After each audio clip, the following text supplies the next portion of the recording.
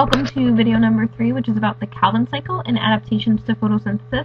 I didn't get to finish my explanation of the light-dependent reaction, so before you begin watching this video, in your PowerPoint slides, the next slide should be a bunch of questions about the light-dependent reaction. I want you to go in your PowerPoint right now, stop this video, and go answer those questions before you continue on. So, the reaction that we were just talking about in the last video was known as non-cyclic phosphorylation. Phosphorylation, what does that mean? To form ATP, aka adiphosphate. And think about what the word non-cyclic means. Non-cyclic means the end product is not the then reactant in a new reaction. It's not over and over again. It's not a circle. That is what we've already talked about. There is something that AP could ask you about that you only need to know at the very, very basic level, and that is what's known as cyclic phosphorylation, aka just like the Calvin cycle that we are going to be talking about, it ends where it starts. So, if we look at this picture, which is also from your textbook, you see that only photosystem 1 is used. And once the electron gets excited, it goes through the electron transport chain with ferredoxin, and then it just picks up the electron transport chain from photosystem 2, and then takes the low energy electrons and excites them with light, which is not shown in the picture. They get excited again, over and over and over again. So, point being with this is that only photosystem 1 is used. You form ATP, about 1 ATP per electron, but you don't form any NADPH. Notice that photosystem 2 and NADPH formation are whited out in this picture, which means if there's no NADPH is needed for the Calvin cycle, so no Calvin cycle occurs. What does that mean? Why would you do cyclic phosphorylation? Well, 2 reasons. 1, you're trying to gain some extra ATP.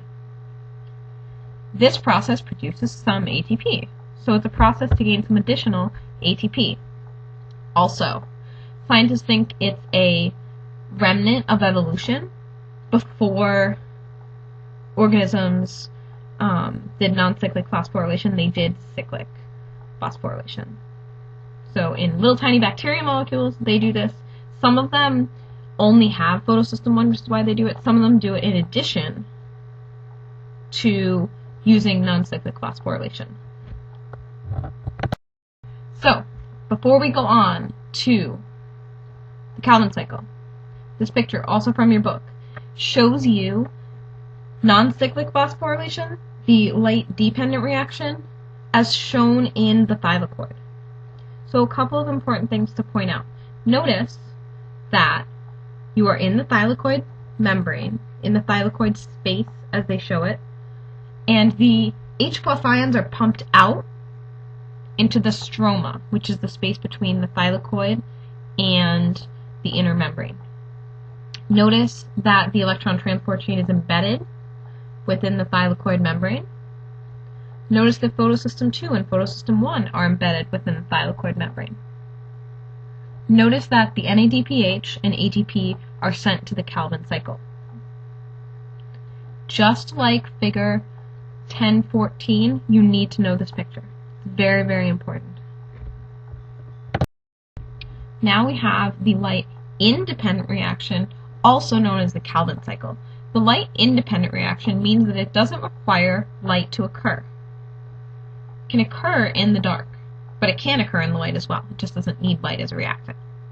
So, within the Calvin cycle, similar to when we discussed the Krebs cycle, you don't need to know any of the enzymes.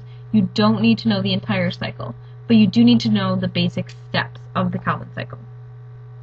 Calvin cycle begins with carbon dioxide molecules. Remember, that is the other reactant in photosynthesis that we haven't used yet. And what happens to these carbon dioxide molecules is they get what is known as fixed, meaning they get added into the cycle. So first thing that happens, CO2 molecules are added in to this cycle by being combined with another molecule. Then, second step is reduction. What does reduction mean? gaining electrons and hence gaining energy. So this carbon molecule that contains the CO2 gains energy. How does that happen? Well, ATP and the NADPH show up and they give off their energy to that carbon-based molecule. Notice ATP goes to ADP, NADPH goes to NADP. Then what happens? Well, you have this very, very energy-filled molecule. At the bottom of the cycle, you will see in pink, G3P is formed. Glyceraldehyde 3-phosphate is formed. The G3P is a 3-carbon molecule, and that is going to be used to form sugars, to form fats, to form amino acids. So it's basically the general sugar structure that's going to form everything else in the plant. So that leaves. G3P leaves. Well, what else could you possibly have to do? You formed your sugar. We've already given off our oxygen. Well, you have to make the cycle be able to start over again. So the final step of the Calvin cycle is that you have to regenerate the reactant you started with in order to make it a cycle. So you regenerate ribulose bisphosphate. In this process, you use some ATP molecules to do it. So more ATP is used. If we count up our ATP molecules, you will notice that 18 ATP are used and 12 NADPH are used in order to form 2 glyceraldehyde 3-phosphates or 1 glucose molecule. So there's a lot of energy that is used to form one single glucose molecule in the cell. Remember, photosynthesis is an endergonic reaction. Energy needs to go in order for this reaction to occur. The only other thing that you need to know about the Calvin cycle, you definitely don't need to know this entire picture, is that folded exclamation point word there, which is rubisco. Rubisco, if you look up at the top of the picture, is the name of the enzyme that helps to fix the carbon. It is the most common enzyme in the world in organisms, and it's the most important because think about it. You're taking carbon dioxide, a gaseous waste product, and using it to make sugar. Rubisco is the enzyme that takes CO2 waste and using it to make sugar. Very, very, very, very important reaction. Yes, there are other enzymes involved in the Calvin cycle, but this is the one that starts it off.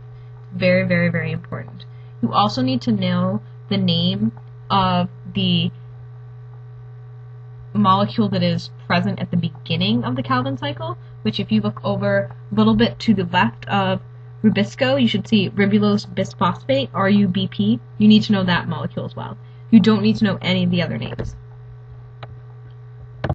So now we've talked about what happens normally in a plant. First, you take light energy from the sun, you ultimately use it using an electron transport chain and some chlorophyll molecules to form some NADPH, some ATP, and oxygen gas is given off as a waste product. Then, in the Calvin cycle, that NADPH and ATP is used to make some glyceraldehyde 3-phosphate, which is used to make sugars and other building blocks for the plant. That's what happens normally.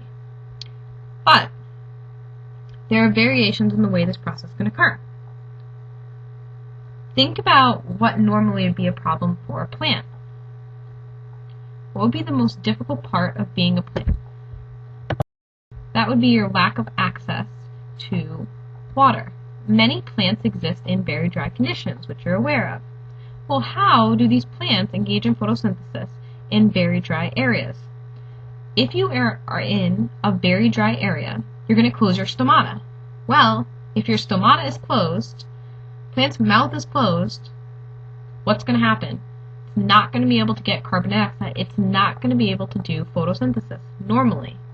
So what's going to happen to the plant? Well, long story short, it's going to die. No carbon dioxide, no sugars are made by the plant, so it dies. Well, obviously there are plants that live in very dry conditions and aren't dead.